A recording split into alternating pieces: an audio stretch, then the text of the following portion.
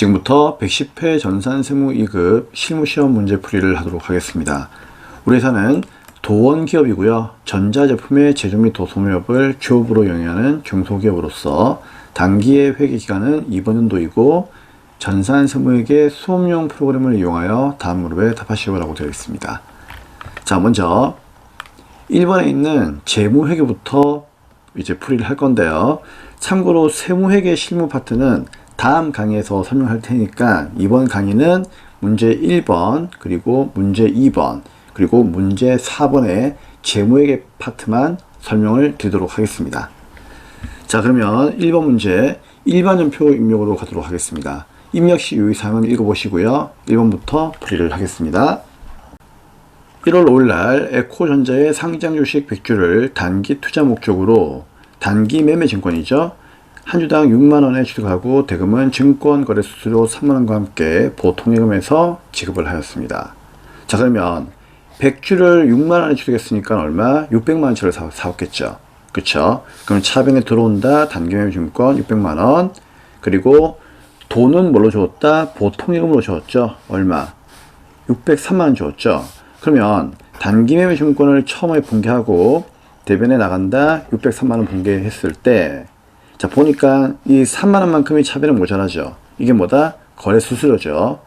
그럼 쌤, 취득 시의 비용은 원가에 포함하는 거잖아요. 맞아요. 하지만 단기매매 증권은 원가에 절대로 포함하시면 안 되겠죠. 뭘로? 수수료 비용이라고 하는 비용으로 바로 분개하셔야 됩니다. 얘는 몇 번 때? 900번 때 영업의 비용 코드로 반드시 분개를 하셔야 돼요. 800번 때 코드로 분개하시면 안 돼요. 아시겠죠? 영업의 비용으로 처리를 해야 됩니다. 자, 그대로 1월 5일날에 입력하겠습니다. 쉬운 문제이기 때문에 빠르게 입력할게요. 차변에 단기매매 증권 얼마? 네, 600. 그리고 대변에 돈 주었다. 뭘로? 보통예금으로 얼마? 603만원을 주었죠. 그럼 3만원만큼은 차변에 뭐가 된다? 네, 단기매매 증권을 투자하는 것은 영업이 아니니까 영업의 비용 코드에 수수료 비용으로 분개를 하시면 되겠습니다. 몇 번 때? 900번 때를 반드시 입력하셔야 됩니다. 회계 1급 때 많이 했던 거기 때문에 크게 다른 설명은 드리지 않겠습니다. 다음 2번 3월 말일 보유 중인 신한은행의 예금에서 이자 수익이 50만원만큼 발생했답니다. 수익 벌었죠. 수익 발생 대변에 이자 수익 50만원, 이게 1번이에요. 자, 원천세를 제외한 42만 3천원이 보통예금에 입금되었습니다. 원천징수세액은 자산 처리하랍니다. 그러면 차변에 보통예금 입금되었으니까 2번에 보통예금 입금되었고, 그쵸? 얼마? 42만 3천원. 그럼 남는 7만 7천원만큼 뭐죠? 세금을 내가 떼인 거죠. 그쵸? 그럼 이 말은 법인이 세금을 떼었다는 얘기는 법인이 세금을 낸 거니까 법인세 비용인데, 법인세 비용은 보통 12월 말일날 결산 때 분개한단 말이에요. 그래서 이제 기중에는 뭘로? 자산으로 처리하는 경우가 거의 대부분이죠. 이때 쓰는 이름이 바로 뭐다? 네, 선납세금. 선납세금으로 이렇게 분개하시면 됩니다. 자, 선납세금 문제는 정말 많이 나오기 때문에 반드시 공부하셔야 됩니다. 자, 어려운 건 아니니까 또 1급 때 했으니까 빠르게 입력을 하겠습니다. 3월 31일 날 일단 대변에 뭐다? 이자를 벌었다. 기분 좋죠? 수익 발생 대변, 이자 수익 얼마? 50만원 다 적어요. 그쵸? 그리고 차변에 보통예금 들어온다. 얼마? 얘는 42만 3천원 들어오죠. 그쵸? 그럼 나머지 7만 7천원만큼은 세금을 낸 거죠. 즉 법인세 떼인 거죠. 이자 소득에 대한 법인세, 이자 소득세가 떼인 겁니다. 자, 떼었지만은 얘는 뭐다? 일단은 미리 납부한 세금이다. 선납세금으로 분개해 주셔야 됩니다. 그리고 이 선납세금은 나중에 결산 때 가가지고 그때 법인세 비용으로 대체하면 되는 거예요. 하지만 이 문제는 3월 말날의 문제이기 때문에 선납세금으로 가는 게 맞다는 거죠. 다음 3번 4월 말날 본사 건물 신축 공사를 위한 장기차입금의 이자 비용 250만원만큼을 보통예금 계좌에서 지급을 하였습니다. 해당 지출은 차입원가 자분할 요건을 충족했다. 그리고 신축 공사 중인 건물은 2024년도 2월 28일 날에 완공될 예정이다. 자, 우리가 그러면 건물을 짓기 위해서 돈을 빌렸는데 그 돈에 대한 뭐다? 이자를 준 거죠. 뭘로? 보통예금으로. 그럼 나간다 대변에 보통예금 얼마? 250만 원. 얘를 먼저 분개하세요. 그쵸? 근데 이거를 쌤 이자 비용으로 분개하면 안 됩니까? 안 되죠. 왜? 문제에서는요. 차입 원가 자분화 요건을 충족했답니다. 그러면 얘는 이자 비용이라고 하는 비용으로 분개할 수가 없어요. 그렇죠? 그럼 어떻게 한다? 건물의 원가에 넣어야 되겠죠? 근데 건물을 다 지었어요? 짓고 있어요? 짓고 있으니까 건설 유인 자산으로 분개를 하시면 되는 겁니다. 자, 어려운 내용이 아니죠. 4월 말일자로 가서 분개하겠습니다. 자, 대변에 나간다. 보통예금 왜 나갔죠? 건물을 짓기 위해서 땡긴 차입금에 대한 이자를 준 거죠. 얼마? 250을. 그리고 얘는 어떻게 한다? 건설 중인 자산에 넣어주시면 되겠습니다. 다음 4번. 7월 10일 날 당사는 퇴직연금 제도를 도입하면서 퇴직연금 상품에 가입을 했습니다. 생산부 직원에 대해서는 확정급여형 상품으로 1,000만 원, 영업부 직원에 대해서는 확정기여형으로 700을 보통예금으로 이차여 납입하겠습니다. 하나의 전표를 입력하고 기초퇴직급여 충당부채는 고려하지 말 것. 자, 그러면 고려하지 말 것 나오면 그냥 무시하세요. 일단 보통예금이 나갔죠? 얼마? 1,000만 원, 700만 원. 얼마? 1,700이 나갔습니다. 이게 1번이에요. 그럼 너 왜 나갔니 물어보니까 직원들의 퇴직금을 연금으로 맡겼다는 얘기죠. 그쵸? 근데 확정급여형은 어떻게 하죠? 확정급여형은 얘는 퇴직연금 운용자산으로 분개하는 거죠. 그쵸? 그렇기 때문에 퇴직연금 운용자산으로 1,000만 원 이렇게 분개하시면 되는 거고요. 그리고 확정기여형은요. 확정기여형은 맡기는 순간 직원 명의의 통장에 돈이 들어가는 거기 때문에 그쵸? 물론 그 통장에 있는 돈을 찾을 수는 없어요. 당장 퇴직금이기 때문에 몇 년 후에나 또는 뭐다 퇴사했을 때만 찾을 수가 있는 거죠. 하지만 직원 명의의 통장에 돈이 들어간다고 있죠. 그렇기 때문에 직원한테 이미 퇴직금을 준 것으로 본단 말이에요. 그래서 퇴직급여라고 하는 비용으로 이렇게 바로 비용 처리하시면 되는 겁니다. 하지만 확정급여형은 회사의 통장으로 들어가는 거기 때문에 회사의 자산으로 이렇게 분개를 하시면 되는 겁니다. 퇴직연금 운용자산. 자, 그러면 분개할게요. 자, 날짜는 며칠입니까? 네, 7월 10일이죠. 자, 일단 대변에 뭐 나간다? 보통예금 나갔습니다. 얼마? 1,700만 원. 그리고 차변에 확정급여형은 퇴직연금 운용자산으로 분개를 1,000만 원 하시면 되고요. 나머지 700은 퇴직급여로 분개하시면 되겠죠. 그럼 차변에 퇴직급여 비용 발생 몇 번대? 네, 800번대. 얼마? 700이 되겠습니다.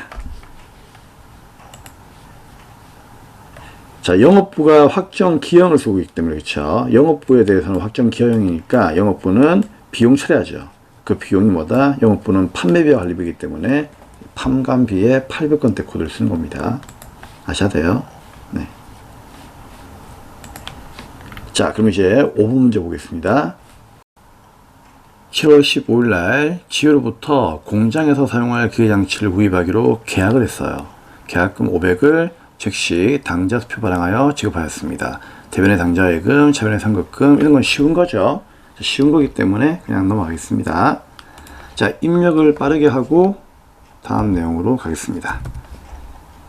자, 대변의 계약금으로 당좌수표를 줬으니까 당좌예금이 나갑니다. 얼마? 500만원. 차변의 이 아이를 상급금으로 분개하시면 되겠죠. 이런 건 쉬운 문제죠. 그렇지 않은 누구? 지유로 달아주시면 되겠습니다. 자, 이렇게 해서 5분까지 일반연표에 대한 문제 파트 1은 마무리를 하도록 하고요. 자, ESC 빠져나오시면 되겠습니다. 자, 이제 파트 2 문제 2번이죠. 매매시험표 입력 가도록 하겠습니다. 입력 시 유의사항 읽어보시고요. 1번 문제부터 풀어볼 건데, 자, 메인 화면에서 매매시험표 입력을 클릭을 하시고, 자, 여기 창을 좀 크게 놓으시면 좋을 것 같아요. 네, 크게 좀 놓고 자, 1번부터 풀이를 하도록 하겠습니다. 자, 7월 7일 날 신화에서 영업부의 매출처에 선물로 증정한 와인 세트 10세트를 한 스탕 5만원 부가세 별도에 구입을 했고요.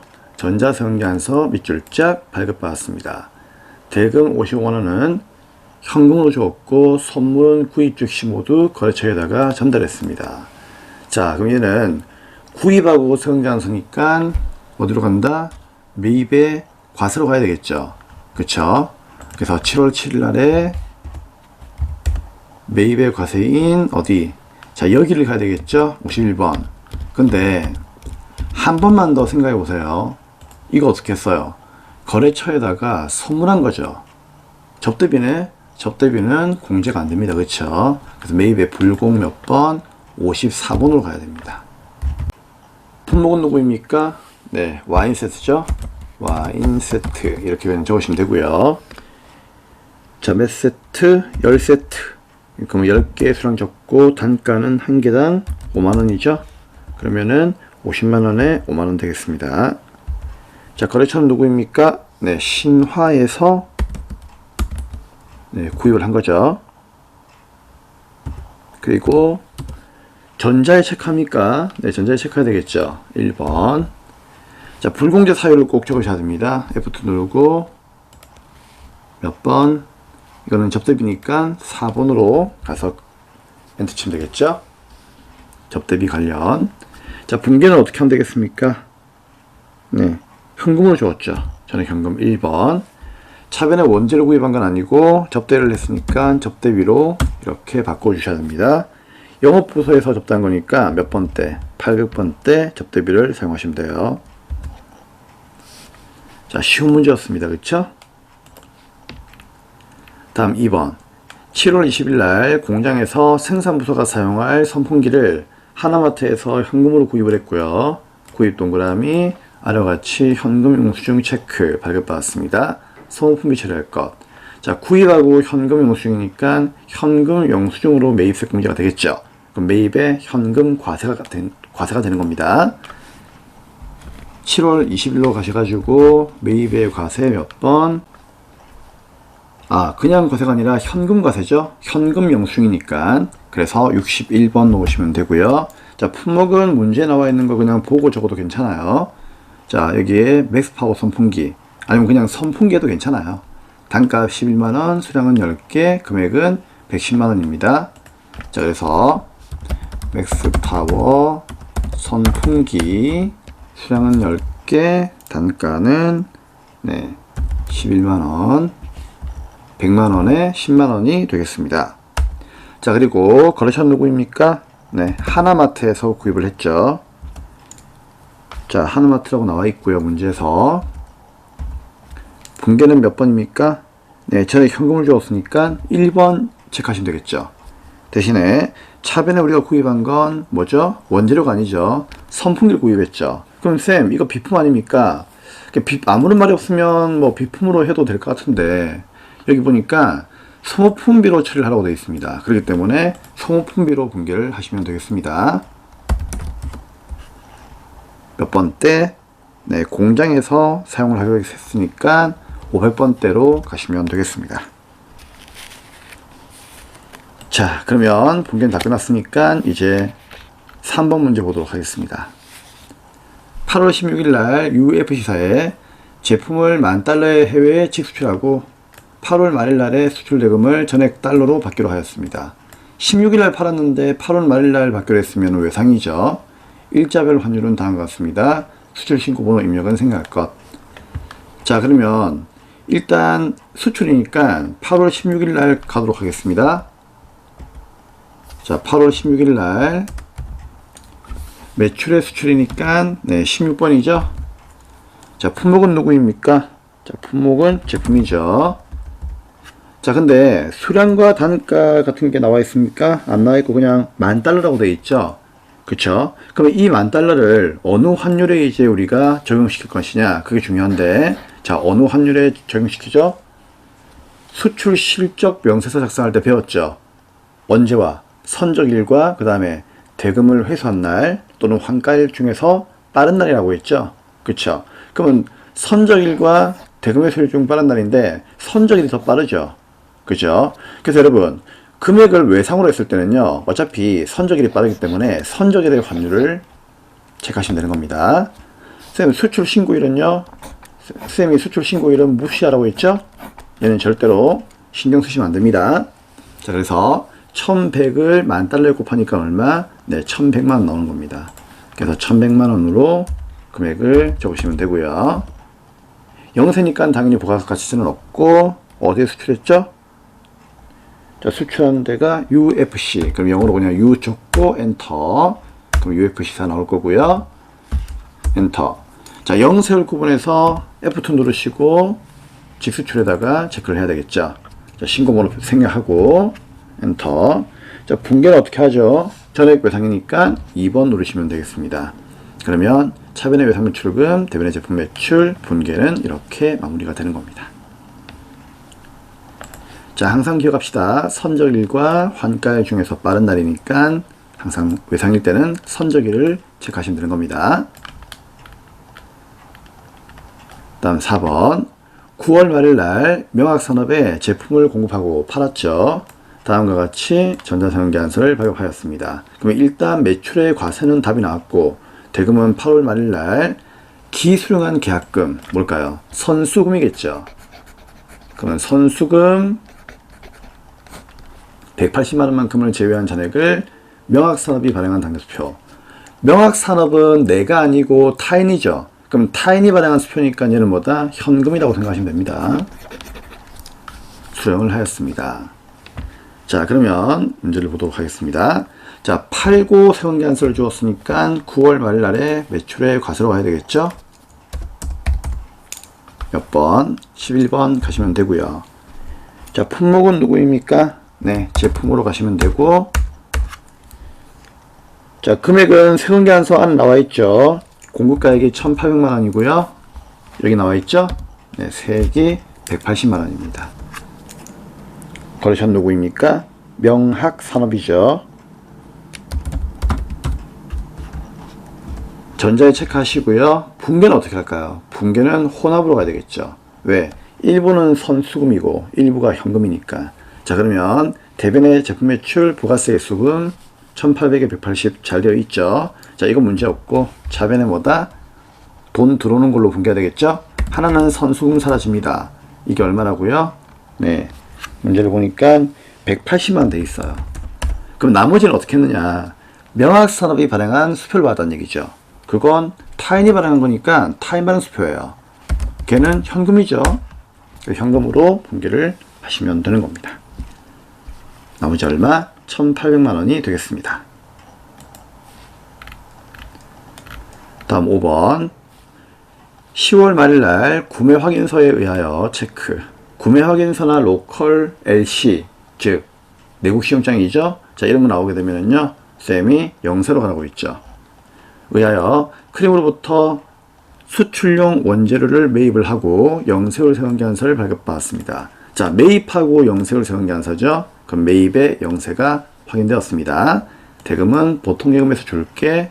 자, 그러면 10월 말일 날로 가도록 하겠습니다. 자, 매입의 영세니까 몇 번? 52번 가시면 되겠죠. 자, 이번 문제들은 전부 다 쉽네요. 어려운 문제가 하나도 없습니다. 그렇죠? 네, 대부분 다 전산회계 1급에서 배웠던 내용이 많다 보니까는 좀 당황스럽습니다. 너무 쉽네요. 그렇죠?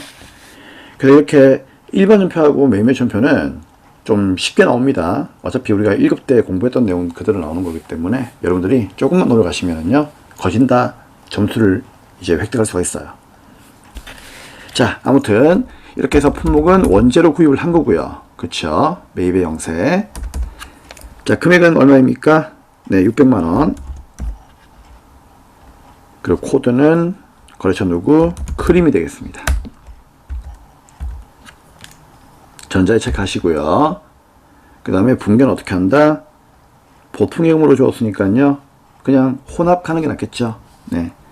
그러면 차변의 원재료 600, 대변의 보통 예금 이체했으니까 나간다 대변의 보통 예금 600 이렇게 분계하시면 현시간부로 네, 문제 2번 매입매수표 임명 문제도 마무리를 하도록 하겠습니다. 자, 3번에 있는 부가가치세 신고, 그 다음에 5번의 원천징수는 다음 강의에서 선생님이 연결해서 강의를 할 거고요. 자, 우리는 바로 결산 문제로 가도록 하겠습니다. 네, 문제 4번 결산 문제를 보겠습니다. 자, 결산 문제는 총 5개가 나올 거고요. 결산 순서부터 암기를 하고 문제를 풀어보도록 하겠습니다. 자, 결산 문제 푸는 순서 알고 있죠? 첫 번째 수동결산 먼저 하고, 두 번째 자동결산 하시면 되겠습니다. 자동결산은 5가지 누구? 기매할 재고액, 대손, 감가, 퇴직금, 법인세예요. 자, 그러면 수동은 수, 자동은 자. 먼저 얘부터 골라보도록 하겠습니다. 자, 1번 뭡니까? 네, 수동이죠? 수. 자, 2번 당연히 수. 3번 수. 아, 수 아닌데 얘는 자동이죠. 죄송합니다. 자동, 자. 왜 그렇죠? 네, 대손이죠. 대손은 자동입니다. 자, 그 다음에 4번. 자, 4번도 자동이죠. 왜요? 얘는 이제 상각이죠. 그래서 유형자산과 무형자산의 상각은 자동입니다. 5번. 자, 얘는 이제 기말 재고액에 관한 거죠. 자, 얘도 자동으로 보시면 되겠습니다. 결국 1번과 2번만 수동이니까, 자, 수동부터 먼저 해보도록 하겠습니다. 자, 1번. 23년도 2기 확정 신고 기간의 부가가치세 관련 자료입니다.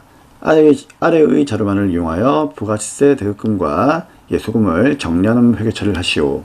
단, 입력된 데이터는 무시하고 납부세액은 미지급세금으로, 환급세액은 미수금으로, 가산세는 세금과 공가로, 공제액은 자비익으로 처리하시오.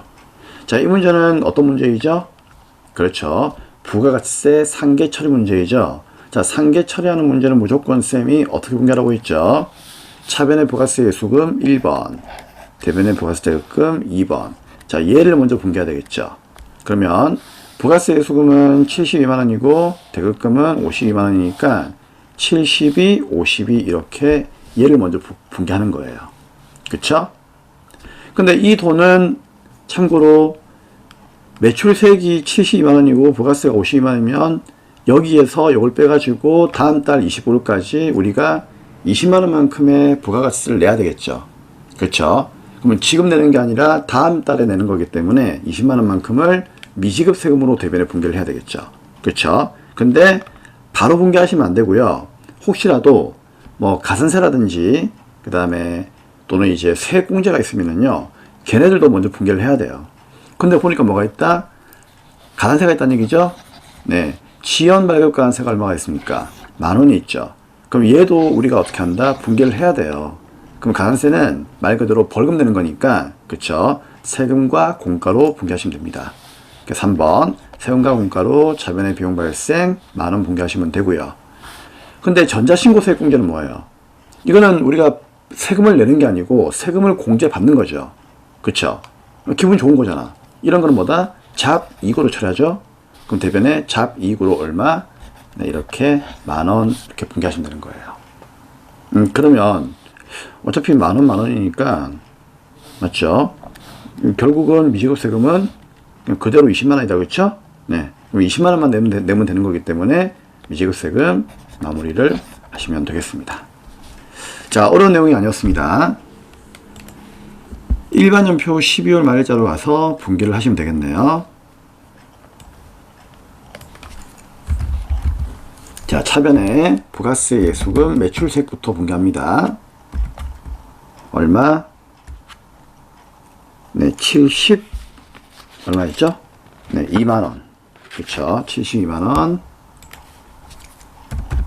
그리고 대변에 부가세 대급금 얼마? 얘는 이제 52만원이죠. 그래서 여기까지만 봤을 때는 매출세액 마이너스 매입세액을 하니까 20만원만큼이 납부세액이죠. 그럼 20만원만큼이 미지급 세금인데 혹시나 금액이 변할 수가 있으니까, 그쵸? 가산세하고 공제액을 보란 얘기죠. 가산세는 차변에 뭘로? 세금과 공가로. 이거 얼마? 10,000원 내기로 했죠? 그래서 800번대 세금과 공가 10,000원입니다. 그래서 얘만 나왔다면은 이제 미지급 세금이 얼마이다? 21만원인데 다행히도 공제세액도 있었죠. 그럼 걔는 수익이니까 수익 발생 대변에 뭐다? 네, 자비익으로 분개하는 거죠. 얼마? 만원. 그럼 나머지 20만원만큼은 이제 다음 달에 낼 거니까 대변에 비로소 미지급세금으로 분개를 하시면 되는 겁니다. 어려운 내용이 아니죠. 자, 이렇게 해서 1번 문제는 마무리를 하도록 하겠습니다. 자, 다음은 이제 2번입니다. 돌담은행으로부터 차입한 장기차입금 중에서 1억 원만큼은 24년도면 내년이죠. 내년 6월 말일 날에 상환기일이 도래한답니다. 그러면 1년도 채 안 남았죠. 그러면 장기차입금은 더 이상 장기차입금이 아니야. 차변의 장기차입금 부채 감소 1억 원을 없애버리고 대변의 이 아이를 뭘로? 유동성 장기부채 1억으로 분개하시면 되겠습니다. 회계 1급 때 배운 내용이기 때문에 뭐 크게 어렵지 않습니다. 자, 차변에 장기차입금 사라집니다. 넌 더 이상 장기차입금이 아니야. 자, 이거 거래처 다는 거 알고 있죠? 자, 어떤 거래처입니까? 돌담은행. 그래서 돌담은행으로 거래처 반드시 달아주셔야 됩니다. 거래처 안 달면은 감점이에요. 자, 대변에 얘를 유동성 장기부채로 분개하시고 돌담은행 이렇게 분개를 거래처도 달아주시면 되겠습니다. 자, 얘들은 둘 다 거래처를 달아야 돼요. 자, 이렇게 해서 수동결산은 마무리가 되었고요. 이제 자동결산으로 가도록 하겠습니다. 자동결산은 메인 화면에서 결산자로 입력을 마우스로 클릭을 하셔야 되겠죠. 그쵸? 그리고 날짜는 엔터 치면은 1월에서 12월까지 이렇게 나올 겁니다. 자, 3번 문제 볼게요. 외상 매출금과 미수금에 대해서만이라고 되어 있죠. 그럼 받으러는 아니죠. 나머지는 다 무시하세요. 그래서 이 두 개에 대해서만 1%의 대손율을 적용하여 보충법에 의해서 대손 충당금을 설정하라고 되어 있습니다. 쉽죠? 네, 어떻게 하면 되죠? 위에 있는 대손 삼각에 마우스로 클릭.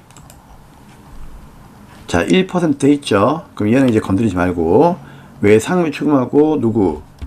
미수금만 하라고 되어 있죠. 그럼 받으럼하고 선급금은 하면 돼요, 안 돼요? 안 되겠죠? 그럼 받으럼에 있는 이 금액을 어떻게 한다? 클릭을 해서 0원으로 맞춰주시고 선급금도 하면 안 되는 거니까 0원으로 맞춰주시고 엔터를 치면 돼요. 그래서 얘 둘이만 우리가 반영해야 되기 때문에 이렇게만 놓으시고 결산 반영 누르시면 끝나는 문제입니다. 네, 괜찮죠? 그러면 판매비와 관리비, 대손 삼각에 금액이 이렇게 나와 있을 거예요. 그리고 미수금 같은 경우에는 기타의 채권이기 때문에 그쵸? 여기에는 없고 어디로 가야 된다? 네, 밑으로 좀 내려가시면요. 네, 영업의 비용 라인에 보시면 기타의 대손 삼각대 있죠. 여기 미수금 라인에 이렇게 2, 3만 원이 체크가 되어 있습니다. 얘는 이제 나중에 기타의 대손 삼각비로 분개가 되는 거죠. 근데 그 분개는 어차피 전산이 해줍니다. 그쵸? 전산이 해줄 거기 때문에 굳이 우리가 분개할 필요가 없다는 얘기죠. 나중에 전표만 추가하면은 이렇게 분개해 준단 말이에요. 그쵸? 이렇게 분개해 준다는 것을 그냥 알고만 있으라는 얘기지 우리가 분개할 필요는 없어요. 추가 누르면 되는 거니까. 자, 그건 이제 잠시 후에 이제 할 거고요. 다 풀고 나서 할 겁니다. 그쵸? 자, 4번 보겠습니다. 기말 현재 보유하고 있는 무형자산 중에서 영업권의 정기말 상각 후에 미상각 잔액은 얼마이다? 1600입니다. 해당 영업권의 취득일은 2022년 1월 1일이며 회사는 영업권에 대하여 5년간 월할 균등 상각을 하고 있답니다. 자, 그러면 이제 우리가 영업권에 대한 감가상각비를 구해야 되겠죠. 그쵸? 근데 쌤이 이런 문제 나오면 어떻게 하고 있죠? 원래 영업권에 대한 감가상각비는 아무런 말이 없으면 정액법으로 구하라고 했죠. 그러면 원래 어떻게 한다? 취득 원가에서 영업권은 잔존가액이 없으니까 그냥 나누기 뭐다? 내용연수로 구하면 된다고 했잖아요. 근데 문제를 보니까는 취득 원가가 있어 없어? 없어요. 쌤 이거 아닙니까? 이거는 취득 원가가 아니에요. 정기에 취득을 해가지고 상각을 하고 난 후에 남아있는 잔액이에요. 그쵸? 그래서 원래 무형자산에 대한 감가상각비는 취득 원가가 나온다면 그 취득 원가에서 내용연수 5년 나눠주면 답이 바로 나오는데 이 공식은 여기서 사용할 수가 없어요. 취득 원가가 안 나와 있으니까. 그럼 어떻게 된다? 두 번째 방식, 미삼각 잔액이 나올 경우에는 이렇게 하라고 했죠. 미삼각 잔액이 뭐다? 장부의 금액이잖아요. 맞죠? 이 장부의 금액이 미삼각 잔액이에요. 그럼 여기서 어떻게 한다? 잔존연수로 나누어서 계산하면 된다고 했죠? 그러면 장부의 금액은 1600입니다. 그쵸? 그러면 잔존연수는 몇 년이에요? 5년인데 취득은 작년에 1월 1일 날 했으니까 작년에 이미 감가상각을 한번 했겠죠. 걔를 빼란 얘기예요. 그래서 5년이 아니라 5 마이너스 한 번 상각을 작년에 했기 때문에 1 해가지고 4년으로 나눠 주셔야 되는 거죠. 그쵸? 그러면은 얼마입니까? 400만 원이 나오겠죠. 400만 원이 감가상각비예요. 그래서 취득원가가 나왔다면은 취득원가에서 내용연수를 나누면 되지만 취득원가가 안 나오는 경우에서는 어떻게 한다? 장부의 금액인 미삼각잔액에서 잔존연수를 나눠주시면 나오는 겁니다. 어차피 이렇게 하나 같으니까요. 그쵸? 그러면 얘는 정액법을 사용하는 이제 방식이니까 매년 400만 원씩 가치가 떨어지는 거죠. 그러면 작년에 취득한 원가는 얼마입니까? 작년에 우리가 감가상각을 하지 않았다면 1600에서 400을 더해야 되겠죠. 그러면 취득원가가 2000만 원이었다 그 얘기예요. 내용연수는 5년이고요. 그렇죠? 그래서 2000만 원에서 5년 나누어도 얼마 나온다? 400이 나오죠. 5, 4, 20이니까. 그렇죠? 그래서 이렇게 해도 어차피 똑같은 거니까 장부 금액이 나올 때, 즉 미삼각 잔액이 나올 때는 항상 잔존연수로 나눠주세요. 그죠? 그래서 문제를 잘 파악하셔야 됩니다. 자, 그러면 이 400을 어디에다가 결산자로 입력해서 감가상각비에 넣으시면 돼요. 어디 있지? 네, 판매비와 관리비에 가서 감가상각비 여기 말고 얘는 무형자산이니까 네, 여기로 가야 되겠죠. 여기에 영업권에다가 얼마? 400을 이렇게 놓으시면 되는 겁니다. 자, 위치 잘 보셔야 돼요. 무형자산 상각비에다가 넣으셔야 됩니다. 자, 다음은 이제 5번 문제입니다. 결산 현재 재고자산은 다음과 같습니다. 결산자료 입력을 이용하여 결산을 수행하시오 라고 되어 있습니다. 자, 원재료, 제공품, 제품 나와 있는데 얘들이 여러분들 뭐죠? 아무런 말이 없으면 기말의 재고액이죠. 자, 문제 푸는 방법.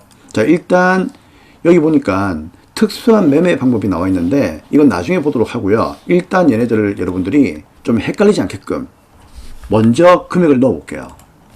그러면 기말의 원재료가 얼마입니까? 자, 방금 기말 원재료가 9,300이죠? 그러면 기말 원재료에다가 9,300을 그냥 일단 넣으세요. 고치는 건 나중에 하고, 아시겠죠? 그리고 제공품은 얼마? 7천만 원이죠? 그러면 기말 제공품은 여기에 7천만 원을 넣으세요. 그리고 제품은 1억 3,500이니까 어디에? 기말 제품에다가 1억 3,500을 넣으시면 되겠습니다. 자, 이렇게 해놓고 나서 아무런 말이 없으면 이게 답이죠. 근데 보니까 원재료하고 제품에 어떤 변화가 있었다는 얘기죠. 자, 그 내용을 이제 볼 겁니다. 자, 어떤 변화가 있었을까? 보니까 원재료는 자, 선적지 인도 기준으로 우리 회사가 매입을 하였습니까? 매출을 하였습니까? 매입이에요, 매출이에요. 매입을 했다는 얘기는 우리가 구입을 했다는 얘기잖아요. 그쵸? 그럼 구입을 했는데 얘가 지금 어디 있다? 운송 중이라는 얘기는 바다 위에 떠 있다는 얘기예요. 그쵸?